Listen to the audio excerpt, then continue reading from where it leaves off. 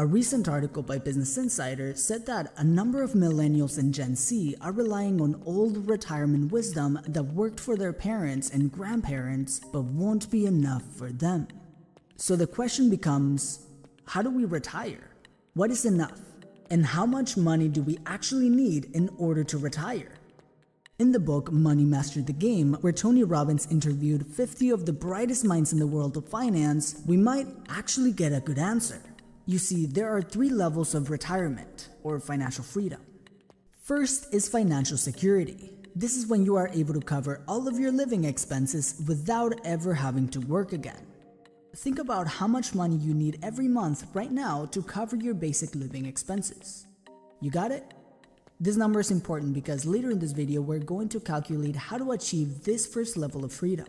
But for the sake of this video, let's say that your basic living expenses cost you around $40,000 per year.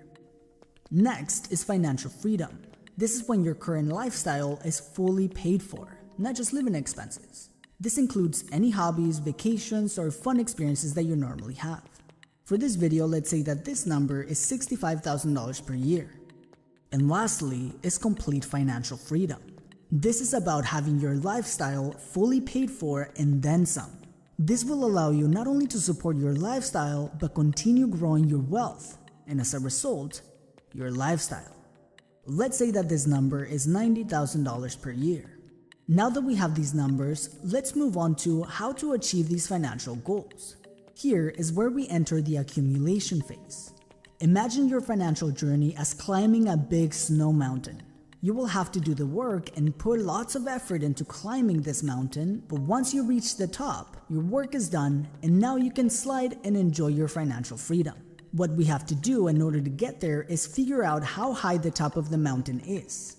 This is our accumulation goal, the amount of money we need for us to be financially free the rest of our lives. In the book, Tony has a great formula to calculate how much money you need to accumulate in order for you to retire and not have to worry about running out of money. First, let's get started with financial security. To have our living expenses paid for virtually as long as we live, you take your monthly living expenses that you thought of earlier, multiply them by 12 so you get your yearly expenses, then you multiply this number by 20. Using our previous example, we had a living cost of $40,000 per year. This means that if we multiply $40,000 times 20, we get our accumulation target. To achieve financial security, we have a target of $800,000. For financial freedom, we have our cost of $65,000 per year.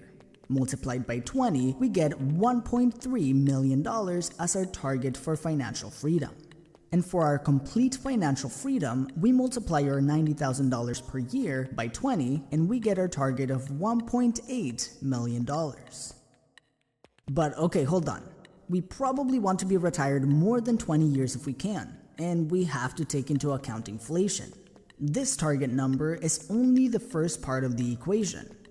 In the accumulation phase, we don't have to just use our money to get to our target. If we start investing, we don't have to save 20 years of life expenses, but instead, we can invest our way there.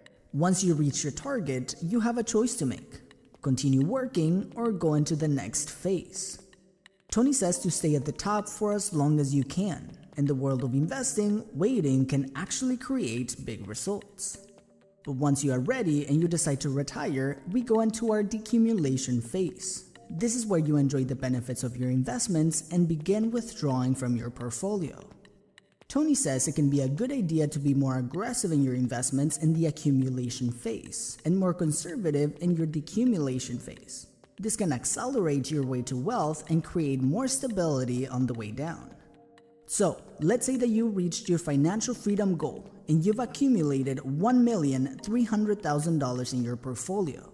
You decide to put your investments in a more conservative strategy, so you have a smaller but stable return of 7% yearly.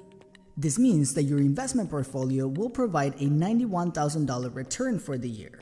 So you take your $65,000 to pay for your lifestyle, and the rest of the $26,000 stay in your portfolio to continue growing your wealth so your future returns can be adjusted for inflation.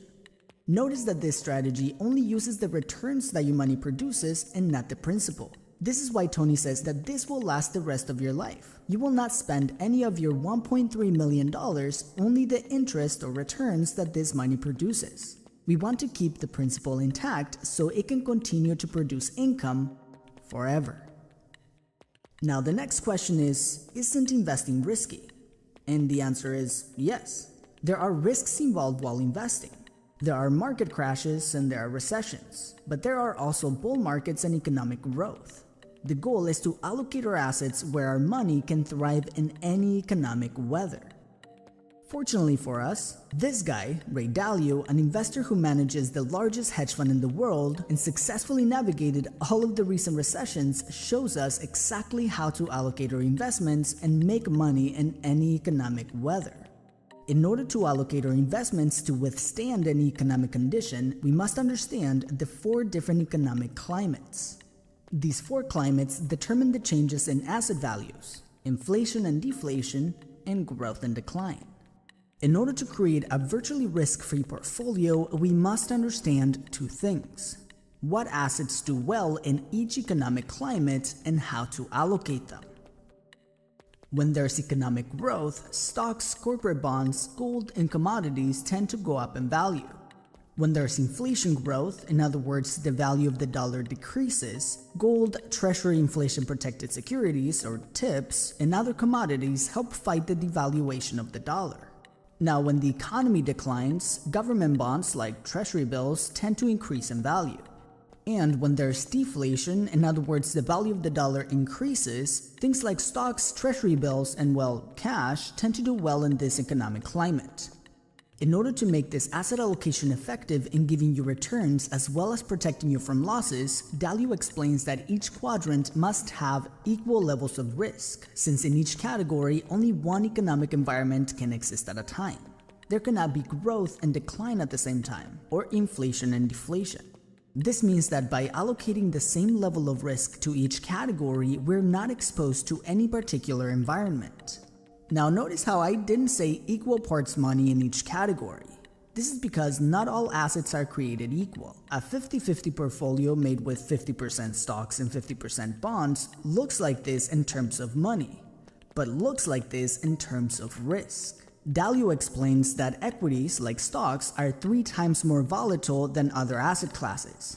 So in this strategy, we don't allocate just money, we allocate risk. Lucky for us, Dalio gave us this exact asset allocation strategy to create growth and virtually eliminate risk. And we call this the all-weather portfolio.